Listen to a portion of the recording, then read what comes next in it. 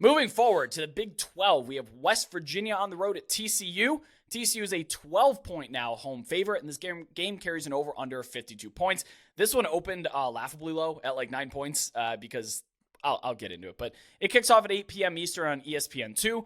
There's actually some pretty bad blood between these teams. West Virginia came into Fort Worth last time in 2021, kicked the absolute tar out of them, especially up front. I was at that game. That was a disappointing game to watch, and that ended up being the last home game for Gary Patterson. They fired him after they got blown out by Oklahoma State on the road the following week.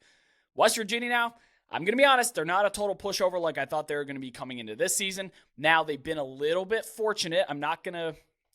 Now, I will. I'm going to say they're a little fraudulent, I think. They got fortunate with Pitt just being god-awful and Texas Tech losing their starting quarterback after one quarter. I'm just going to put it out there. Baron Martin, he's not fully healthy either, and he didn't play very well.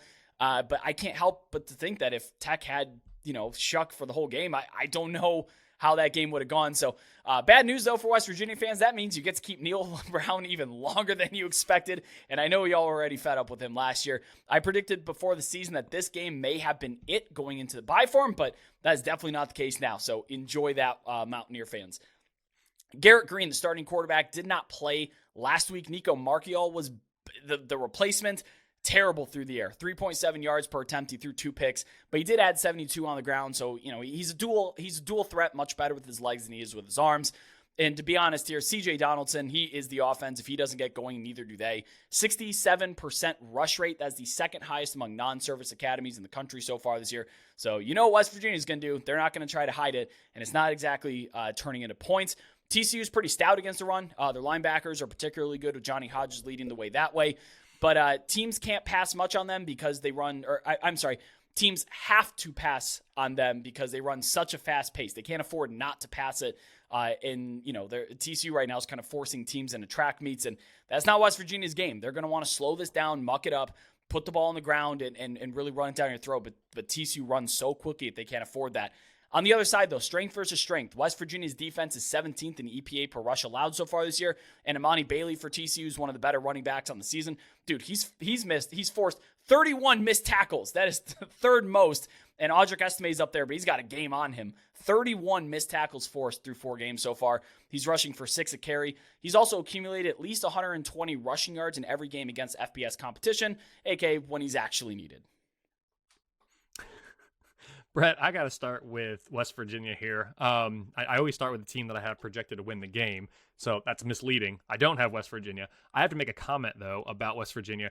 This fan base has certainly let me hear it over the last probably 18 months. Yeah, like it started, really off-season summer 2022 when they had very high expectations and JT Daniels was going to be their quarterback and they were going to finally get it all put together. My number said, not so fast. I don't think they're going to be that great. Regular season win total projections not really up there with where they expect. It was in line with Vegas, but not in line with where West Virginia fans expected.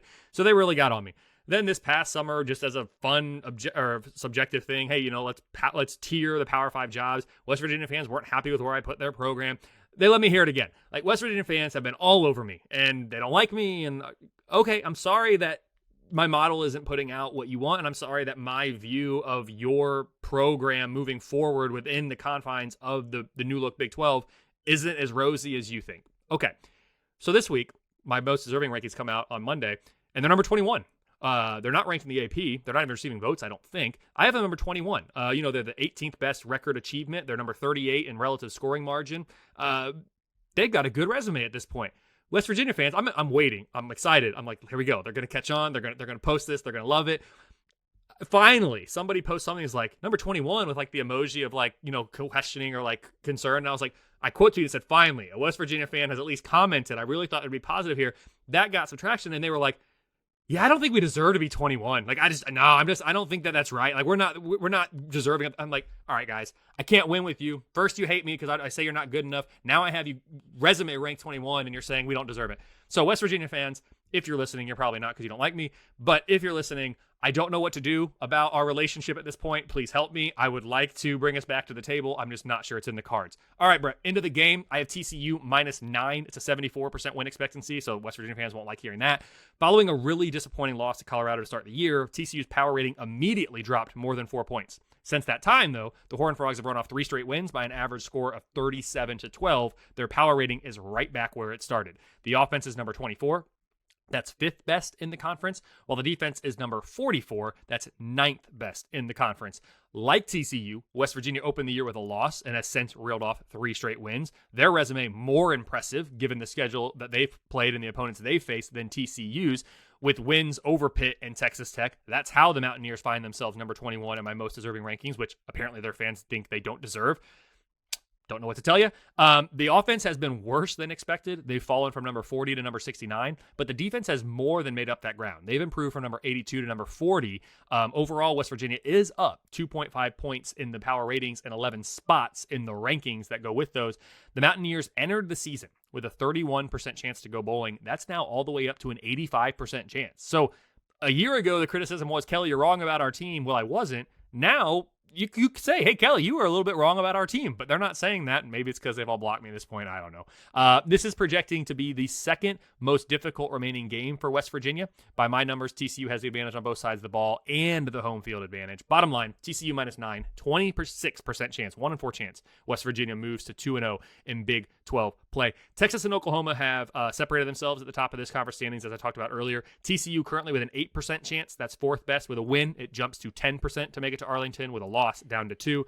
West Virginia, currently a 3% chance to make it to the Big 12 championship game. A win would jump it up to 9. A loss would drop it down to a 1% chance.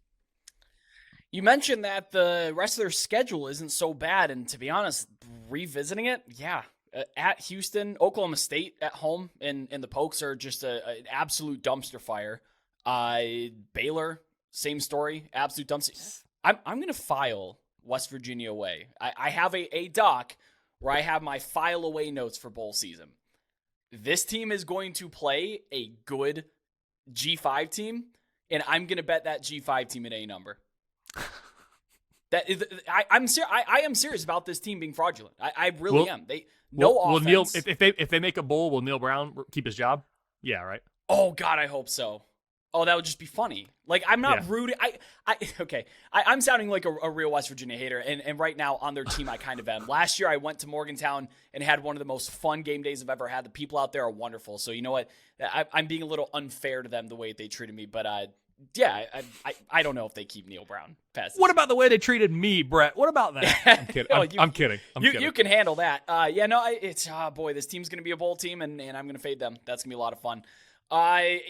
But for this game specifically, I'm not betting TCU at this number at 12. It's really far away from a key number. Late week, I'll probably be on TCU in some form because they're at home, and I think they're better than the market's projecting them. And, I wish I would have gotten on that 9. That'd have been a lot of fun. First time since Penn State that West Virginia has had to worry about a team that can actually score points. That's my biggest worry here. I have heavy doubts that they can match the pace in the scoring, especially with being one-dimensional and not being able to, especially if Mark Yole's in there. They're not going to be able to pass the ball much at all.